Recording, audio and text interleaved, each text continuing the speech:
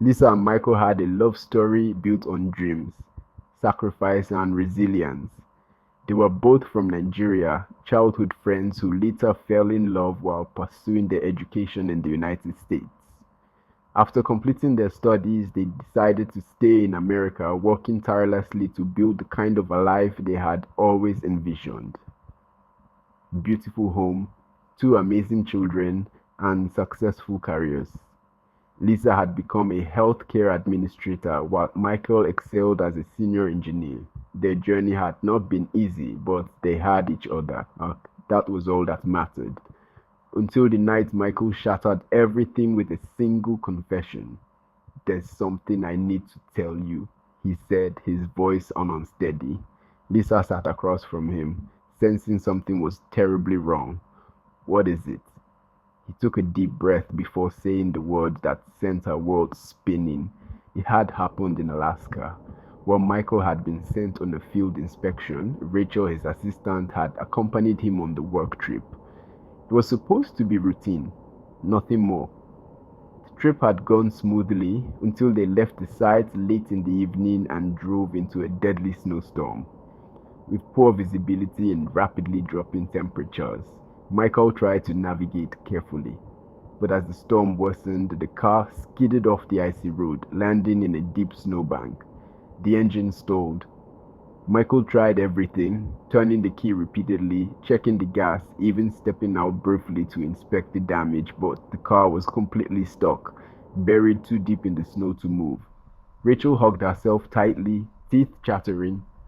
Michael, it's so cold. He could feel it too. The temperature inside the car was dropping fast, and with the engine dead, they had no heat source. Their phones had no signal, and the nearest town was miles away. Michael motioned for her to move to the back seat. He knew hypothermia would set in quickly, their bodies would start shutting down, and they wouldn't survive the night. We have to keep warm, he told her. Rachel's wide, frightened eyes locked onto his. How? I'll move to the back with you.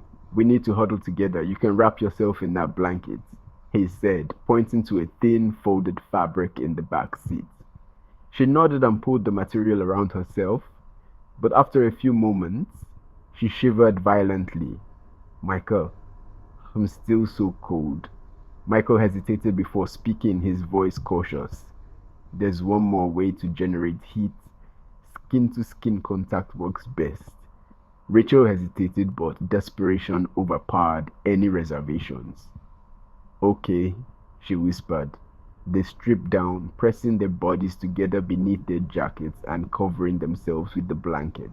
At first, it was purely about survival, staying close, sharing warmth. But as the night dragged on, fear, adrenaline, and unspoken attraction blurred the lines. Rachel had always found Michael attractive, but she never imagined being in this situation with him. He had always been off limits, married, a professional relationship, yet here they were, trapped in the cold, fighting to stay alive. Michael, too, had never thought of crossing any lines with Rachel, but desperation and exhaustion clouded his judgment. Lying so close, their bodies responding to the heat and contact, the tension between them shifted. Rachel whispered, I'm still cold. Michael knew the boundaries he was about to cross, but survival instincts and an undeniable pull made the decision for him. He convinced himself that keeping their bodies active could generate warmth, that movement and exertion could keep them alive. I know one more way, he said cautiously. Rachel hesitated, her body trembling, her skin icy to the touch. She was desperate. He asked her a single question. Do you trust me? Rachel nodded. Michael, I trust you. And in that moment, everything changed. By morning, the storm had calmed and the passing snowplow spotted their stranded vehicle. The worker found them wrapped together in the back seat. Something about the scene seemed off, but he said nothing. He helped them out of the vehicle, contacted a tow truck, and ensured they got to safety. Michael and Rachel never spoke about that night again. They simply moved on, or so they thought.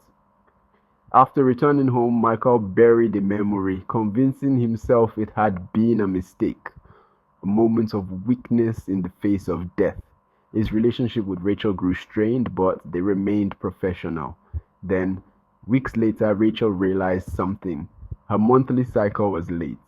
At first, she dismissed it as stress, but when another week passed, she couldn't ignore it anymore. She was scared.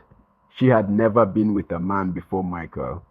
Finally, she came to him, pale with fear. "I'm pregnant," she whispered. Michael felt the ground beneath him shift. "But that's not possible." Rachel shook her head, tears welling up. "I was a virgin before that night. This is your baby." Michael's heart pounded. He knew what this meant. He knew she had been a virgin. He had been shocked when he realized it that night. A deep guilt settled in his chest. He had taken something precious from her, and now there was no undoing it.